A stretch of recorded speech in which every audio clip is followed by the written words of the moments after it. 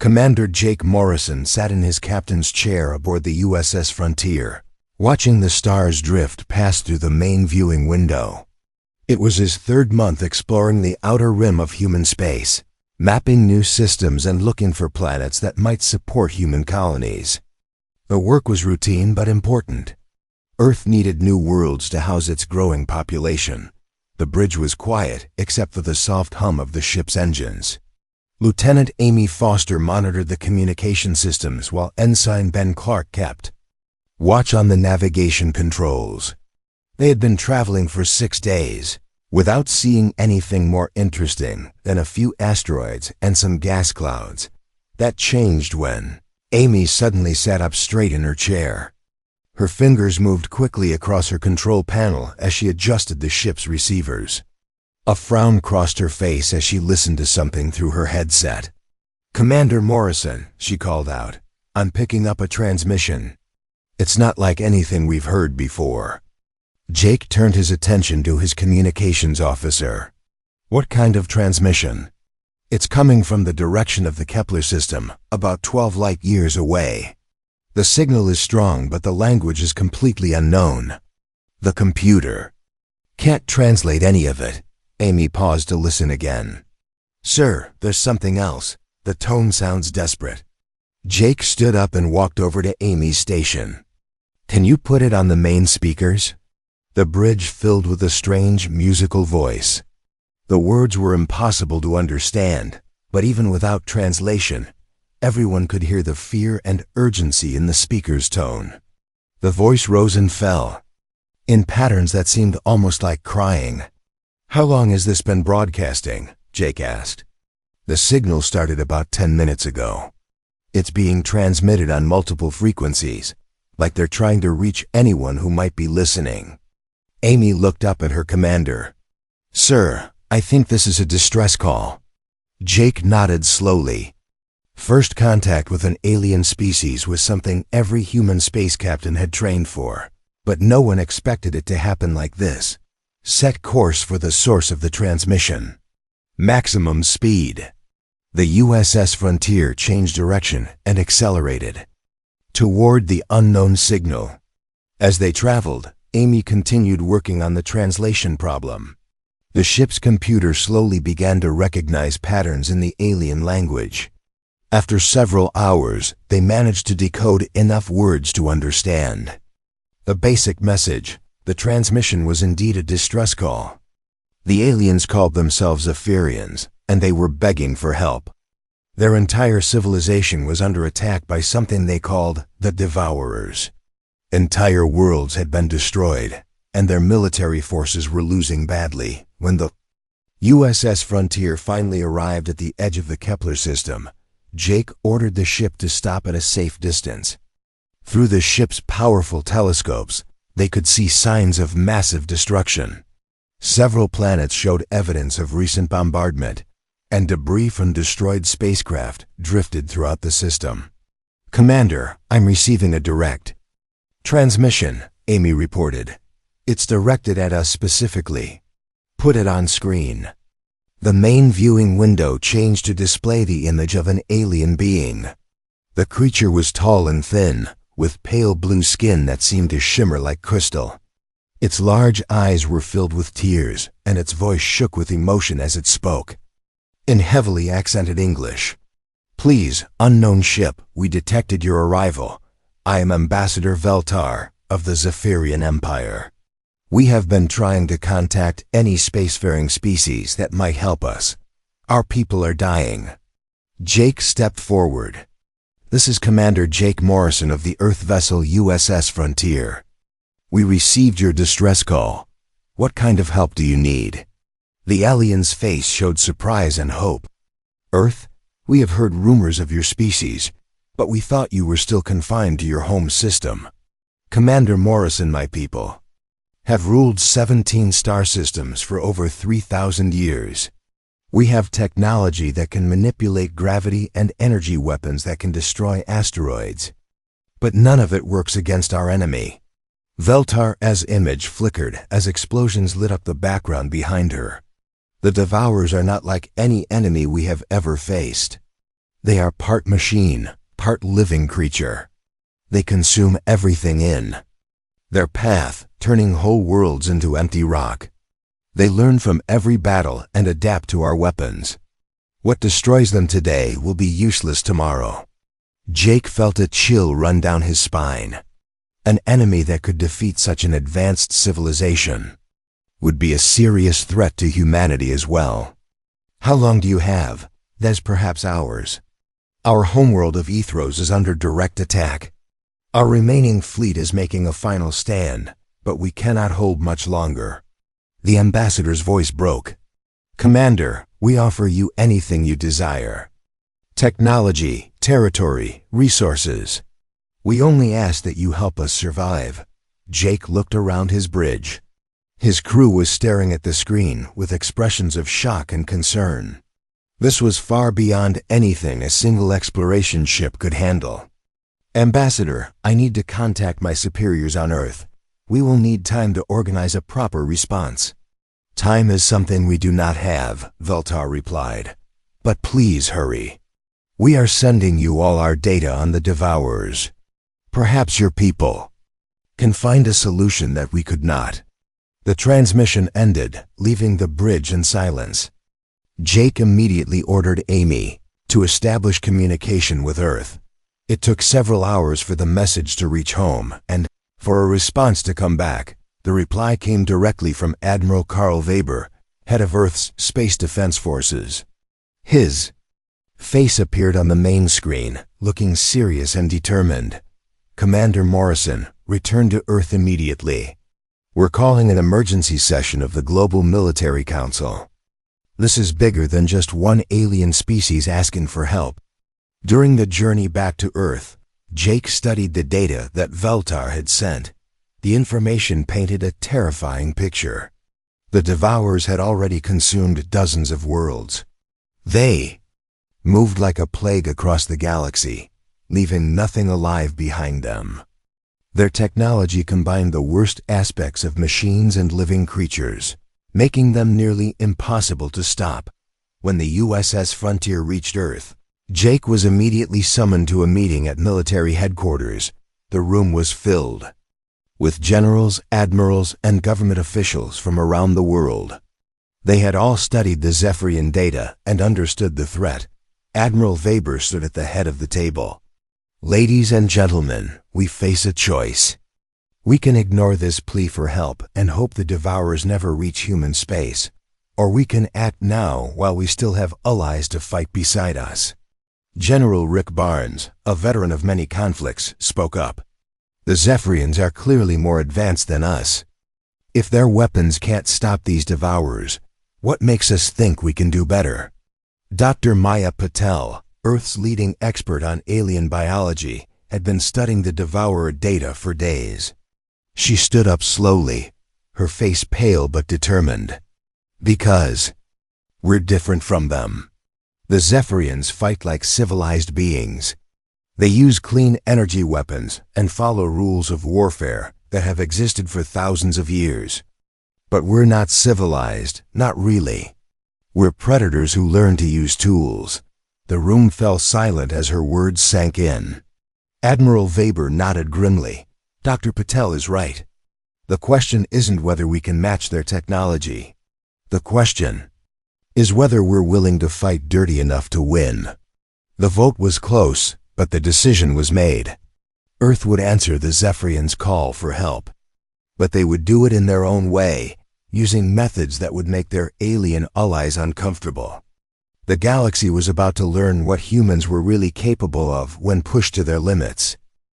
General Rick Barnes stood in the war room deep beneath the Pentagon, staring at a wall covered with photographs and files. These were not the faces of typical soldiers. Some looked like criminals, others like mad scientists, and a few appeared to be barely human at all. This was humanity's answer to the Devourer threat. Admiral Weber had given Barnes a simple order: assemble a force that could do what the advanced Zephyrians could not. The problem was that conventional warfare had already failed.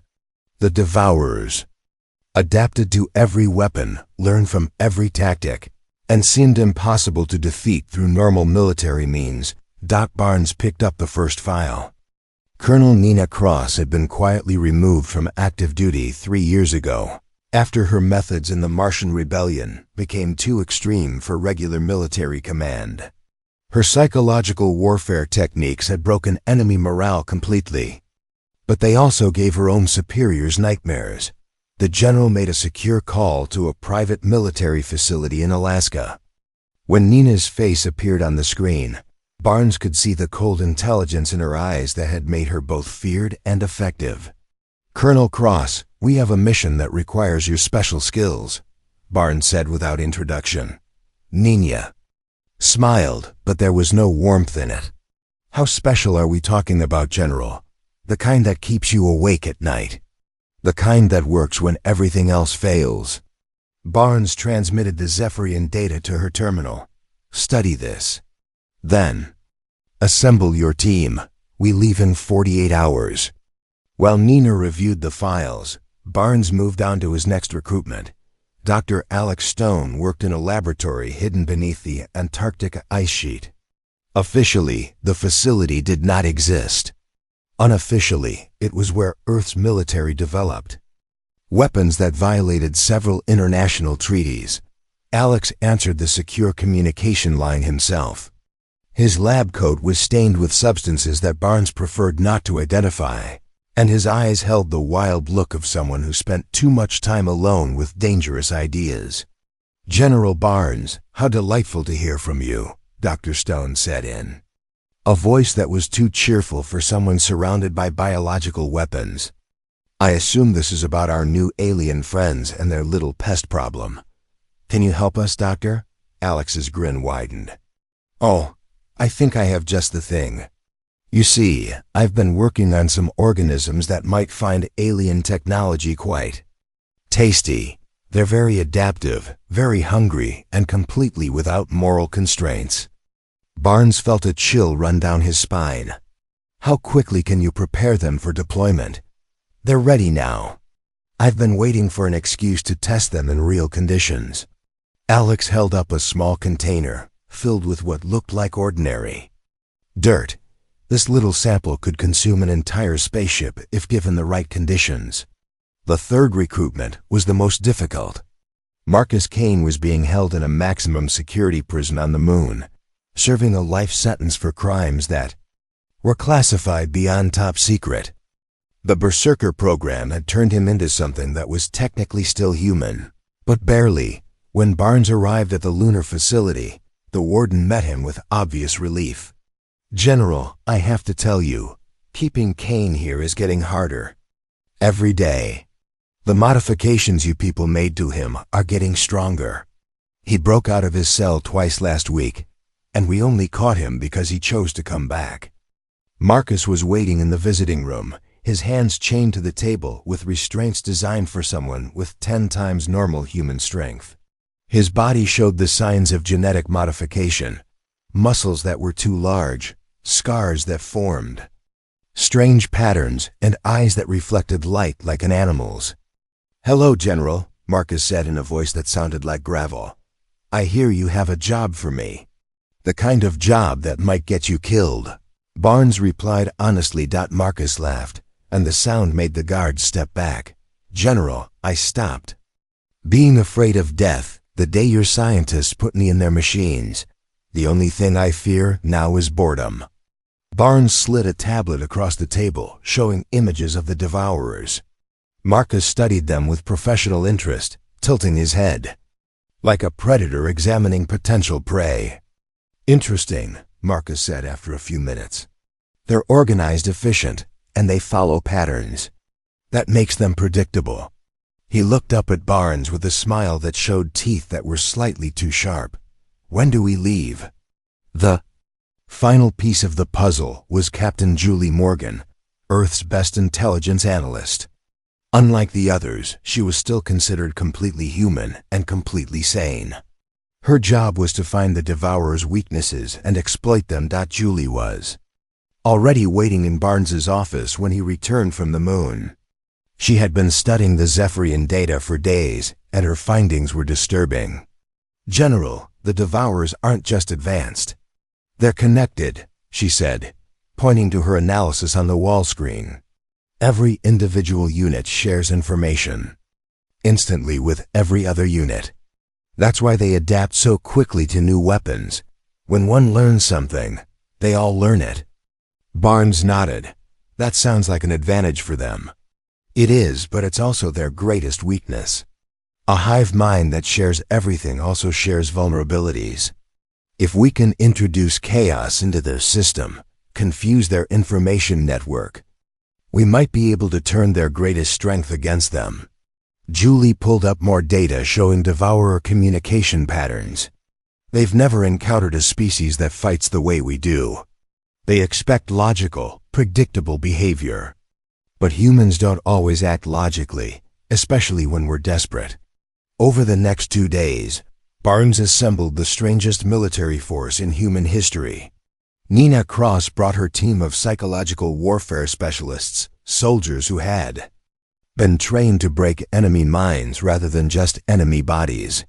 Their weapons included sound generators that could drive people insane, chemical compounds that caused hallucinations, and propaganda techniques that could turn allies into enemies.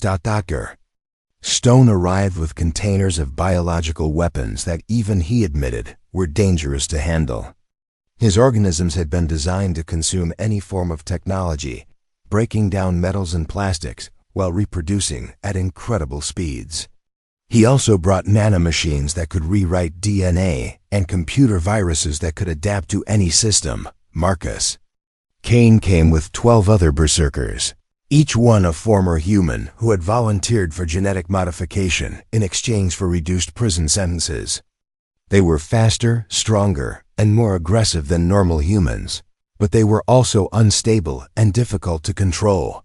Captain Morgan coordinated the intelligence team, analyzing every piece of data about the Devourers and looking for ways to exploit their hive mind connection. Her people were experts at electronic warfare, information manipulation, and finding weaknesses that others missed. As the fleet prepared to depart Earth, Ambassador Veltar sent another transmission from the Zephyrian homeworld. The situation was getting worse. The Devourers had consumed 3 more planets and were now directly attacking Ethros itself. "Commander Morrison, how soon can your people arrive?"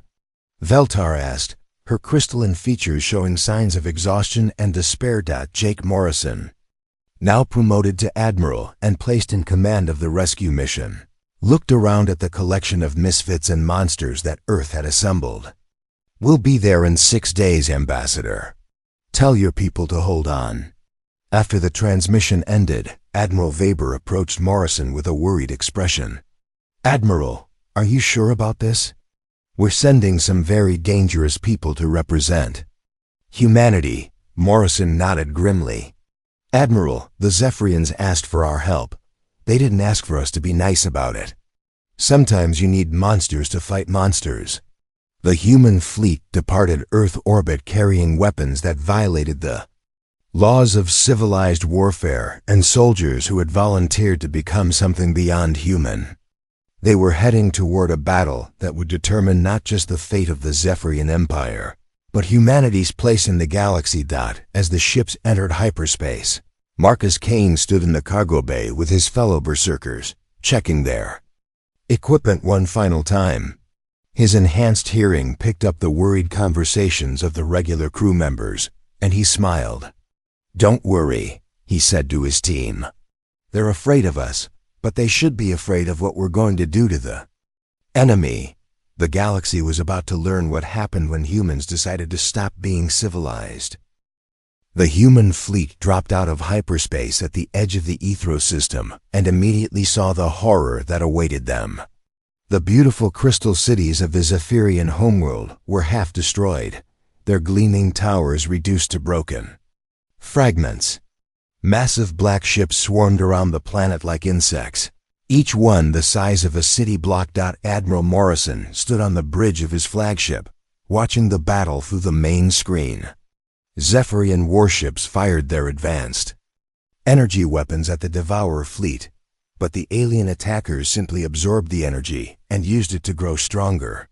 It was like watching someone try to fight fire with gasoline. Status report. Morrison ordered. Lieutenant Amy Foster, now serving as his communications officer, looked up from her console with a grim expression. Sir, I'm reading over 3,000 Devourer ships in the immediate area. The Zephyrian fleet has been reduced to less than 50 vessels, and they're falling back to defensive positions around the planet. Morrison nodded and activated the fleet-wide communication system. All units, this is Admiral Morrison. Begin deployment of special operations packages. Remember, we're not here to fight fair. We're here to win.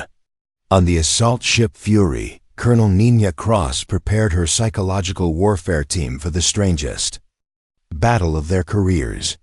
Her soldiers were not carrying traditional weapons. Instead, they had sound generators, chemical dispensers, and broadcasting equipment designed to attack the mind rather than the body. Remember, people, Nina told her team as they loaded into their drop pods. The Devourers share a hive mind. Every individual is connected to every other individual. That means when we hurt one, we hurt them all. The drop pods launched from the Fury and began broadcasting as they fell toward the planet's surface. Nina had programmed them to transmit a mixture of human music, recorded screams, and random emotional content on the same frequencies the Devourers used to communicate. The effect was immediate and disturbing. The perfectly coordinated Devourer fleet began to stagger in their flight patterns. Individual ships started firing at random targets, including their own forces. The hive mind that gave them their greatest advantage was being flooded with chaotic information it could not process. Dr. Alex Stone watched the chaos from his laboratory ship with scientific fascination. Excellent work, Colonel, he said into his communication device. Now let's see how they handle some real biological warfare. Alex's ship began launching thousands of small containers toward the Devourer fleet. Each container held a different strain of engineered organisms, all designed to view alien technology as food. The containers were designed to break open when they hit their targets, releasing clouds of microscopic invaders. The first container struck a Devourer ship and exploded in a shower of what looked like glowing dust. Within minutes, the dust had spread across the ship's hull and begun eating through the metal.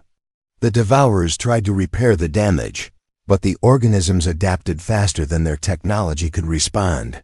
More containers found their targets, and soon entire sections of the Devourer fleet were being consumed from the outside in. The alien ships began to malfunction as their hull plating was devoured. Their weapon systems failed, and their engines stopped working. But the real horror was yet to come. Marcus, Kane and his 12 berserkers had been launched in specially designed assault pods that were more like missiles than vehicles. The pods smashed through the hulls of Devourer ships and deposited the enhanced humans directly into enemy territory. Marcus landed in the engine room of a massive Devourer command ship, his genetically modified body absorbing the impact that would have killed a normal human.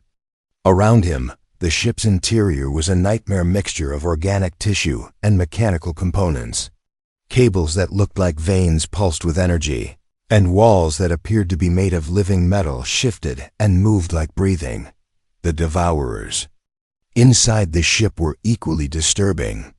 They were tall, insect-like creatures with metallic exoskeletons and multiple arms that ended in various tools and weapons.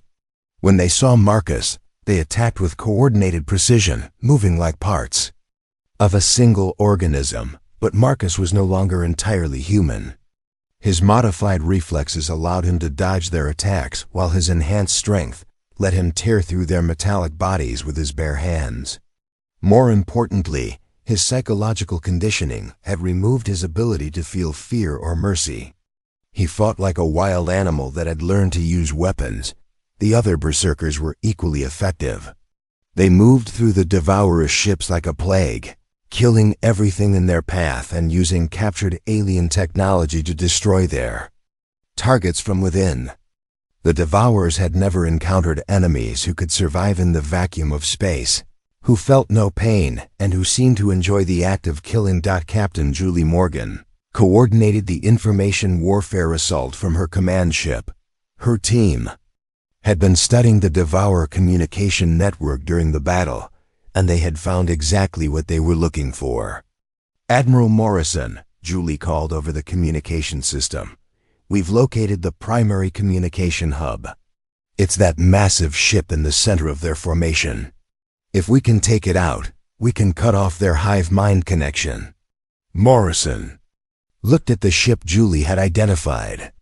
It was easily 10 times larger than any other Devourer vessel, covered in communication arrays and broadcasting equipment. "What do you need?" "Give me 5 minutes with their communication system," Julie replied. "I've prepared a little surprise for their hive mind."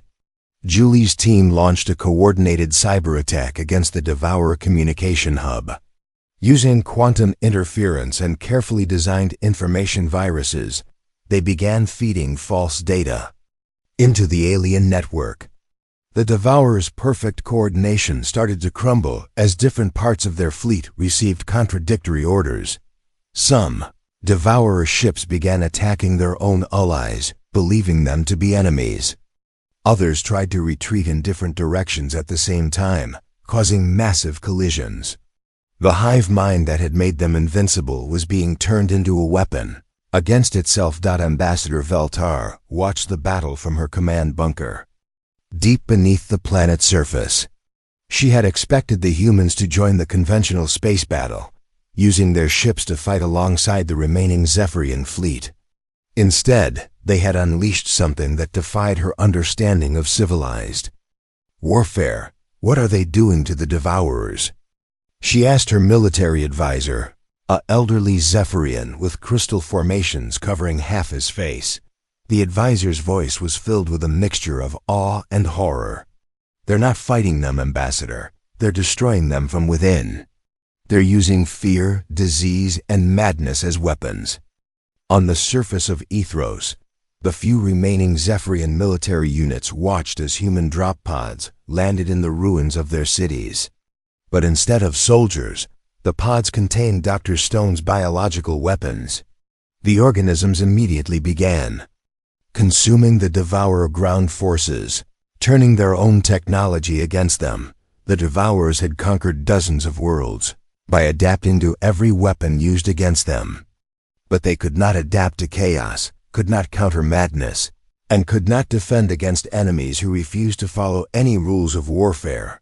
Marcus Kane stood in the command center of the Devourer flagship, surrounded by the bodies of the alien crew. His hands were covered in their strange blue blood, and his modified features showed the satisfaction of a predator that had successfully hunted its prey. "Admiral Morrison," he said into his communication device, "the command ship is secure. The Devourers are running." Across the battlefield, the once mighty Devourer fleet was in full retreat. Their ships, half consumed by biological weapons and populated by humans who seemed impossible to kill, were fleeing the system as fast as their damaged engines could carry them. But Admiral Morrison was not finished with them yet. "All units, pursue the retreating enemy. Make sure they understand that humans are not to be underestimated." The human fleet followed the fleeing Devourers through 3 star systems, destroying any ship that was too damaged to escape. By the time the pursuit ended, the Devourer force had been reduced from 3,000 ships to less than 50 survivors. Galaxy had just learned a terrifying lesson about humanity's capacity for violence. 3 weeks after the Battle of Ethros, Admiral Morrison stood in the restored Crystal Palace of the Zephyrian capital, watching the sunset through windows that had been rebuilt from the rubble of war. The planet was healing, but the scars of the Devourer attack would remain for generations. Ambassador Veltar approached him with careful, measured steps. Her crystalline features still showed signs of the stress she had endured, and Morrison noticed that she no longer met his eyes directly when they spoke. "Admiral Morrison, my people wish to express their eternal gratitude," she said in a voice that was polite but distant. "You have saved our civilization from complete destruction." Morrison nodded, but he could hear the unspoken words in her tone. The Zephyrians were grateful, but they were also afraid. They had asked for help and received it, but the price had been seeing what humans were truly capable of when they stopped pretending to be civilized. "How are your people adjusting to the aftermath?" Morrison asked. Veltar hesitated before answering. "The nightmares have been difficult. Many of our survivors witnessed your soldiers in action. They have never seen beings fight with such brutality and seem to enjoy it." She paused. "Admiral, may I ask you something?" "Of course." "Are all humans like the ones you brought here? The enhanced soldiers and the scientists with their terrible weapons?" Morrison considered his answer carefully. "No, Ambassador. Most humans are peaceful people who want nothing more than to live quiet lives. But when we're threatened, when our survival is at stake, we become something else entirely." The conversation was interrupted by Dr. Alex Stone, who appeared in the Maya doorway with his usual unsettling smile. His laboratory ship had remained in orbit around Ethros for the past week, collecting samples of his biological weapons for further study. "Admiral, I have some interesting news about our little organisms," Dr. Stone said, seeming to ignore the obvious discomfort his presence caused the Zephyrian ambassador. "They've evolved beyond their original programming. Some of them have learned to reproduce using materials we never intended them to consume." Morrison felt a cold weight settle in his stomach. "Explain." "Well, they were designed to eat devourer technology, but now they're showing interest in Zephyrian technology as well. Nothing dangerous yet, but we should probably recall them before. They develop a taste for human technology too." Dr. Stone's casual tone about weapons that could potentially consume entire civilizations made Veltar step back toward the exit. "I should return to my duties," she said quickly, leaving the two humans alone. Morrison activated his communication device and called Colonel Nina Cross. Her psychological warfare team had been conducting what she called cleanup operations in the outer systems, hunting down the few devourer survivors and ensuring they would never return. "Colonel, report on the pursuit operations," Morrison ordered. Nina's face appeared on the small screen, and Morrison could see the wild satisfaction in her eyes. "Admiral, we've been very thorough. The surviving devourers have spread word throughout their entire species about humanity. They're calling us the impossible ones, and warning their kind to avoid human space at all costs. What about their hive mind connection? Completely disrupted. Captain Morgan's information viruses are still spreading through their network. Every time they try to rebuild their communication system, our programs activate and fill their minds with chaos. They'll be dealing with madness and confusion for years." Morrison ended the call and walked to the window. In the distance, he could see one of the human military bases that had been established on Ethros. Zephyrian civilians gave the base a wide berth, afraid to get too close to the soldiers who had saved them. Marcus Kane appeared at Morrison's side like a shadow. The enhanced human moved with unnatural silence, and his presence always made normal people nervous. "Admiral, we have a problem." "What kind of problem?" Marcus gestured toward a datapad showing intelligence reports from across the galaxy. "Word is spreading about what we did here. Other species are taking notice. Some are impressed, but most are scared.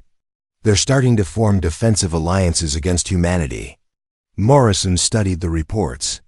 The Andromedan Federation had increased their military spending by 300%. The Centauri Republic had begun developing new weapons specifically designed to fight humans. Even species that had never interacted with Earth were discussing the threat posed by human warfare methods. "They think we're the new devourers," Morrison realized. Marcus nodded. "In a way, they're right. We proved that we can destroy any enemy, no matter how advanced, by using methods they consider unthinkable. That makes us dangerous to everyone. Captain Julie Morgan joined them at the window, carrying a tablet filled with intercepted communications from across the galaxy. "Admiral, I've been monitoring diplomatic channels. The Galactic Council is planning to discuss the human problem at their next meeting." Morrison took the tablet and read through the messages. Species that had never heard of Earth a month ago were now debating whether humanity should be contained, monitored, or eliminated before they became a threat to galactic civilization. "What's our status with Earth?" Morrison asked. Julie pulled up another screen, showing communications from home. "Mixed reactions. The Global Military Council is pleased with our success, but the civilian government is concerned about the diplomatic consequences. Some politicians are calling for restrictions on the weapons and methods we used here." Dr. Stone reappeared with a new report about his biological weapons. "Admiral, we have a situation. Some of my organisms have escaped containment and are now reproducing in the wild on 3 different planets. They're not immediately dangerous, but they're changing the ecosystem in ways we didn't predict." Morrison felt the weight of command settling on his shoulders. They had won the battle against the Devourers, but the victory had created new problems that might be even more difficult to solve. General Barnes contacted them from Earth with an encrypted message. His face on the screen showed the stress of dealing with politicians and diplomats who were suddenly very interested in military operations they had previously ignored. "Admiral Morrison, you need to return to Earth immediately. The President wants a full briefing on what happened at Ethros, and Congress is demanding hearings about the weapons we deployed." Morrison looked around at his team. Dr. Stone was excited about his escaped organisms. Marcus Kane was already planning for the next battle. Nina Cross was studying reports about species that might become future enemies. They had saved the Zephyrians, but they had also revealed something about humanity that could never be hidden again. "Understood, General. We'll depart within the hour." As the human fleet prepared to leave Ethros, Ambassador Veltar sent a final message. "Admiral Morrison, we will never forget what you did for us. But I must ask, what will you do when other species decide that humanity itself is the threat that must be stopped?" Morrison considered her question as Earth's coordinates were entered into the navigation system. The galaxy now knew that humans were not the noble heroes of ancient stories, but efficient predators who could become monsters when necessary. That knowledge would change everything. "We'll do what we always do, Ambassador," Morrison replied. "We'll adapt, we'll survive, and we'll win, no matter what it costs." The human fleet departed Ethros, leaving behind a grateful but frightened alien civilization. They had answered the call for help and proven their effectiveness, but they had also painted a target on humanity's back. As the ships entered hyperspace toward Earth, Marcus Kane stood in the cargo bay with his fellow berserkers, cleaning their weapons and preparing for whatever came next. They had tasted victory against impossible odds, and they were ready for more. The galaxy had begged for aid, and Earth had deployed its monsters. Now everyone would have to live with the consequences of that decision. Humanity had taken its place among the galactic powers, but it had done so as something to be feared rather than respected. And in the depths of space, the few surviving Devourers spread their warning to anyone who would listen. They had encountered something worse than themselves, something that fought without honor or mercy, something that could not be reasoned with or defeated through conventional means. Humanity had saved the galaxy, but it had also become the thing that others would have nightmares about.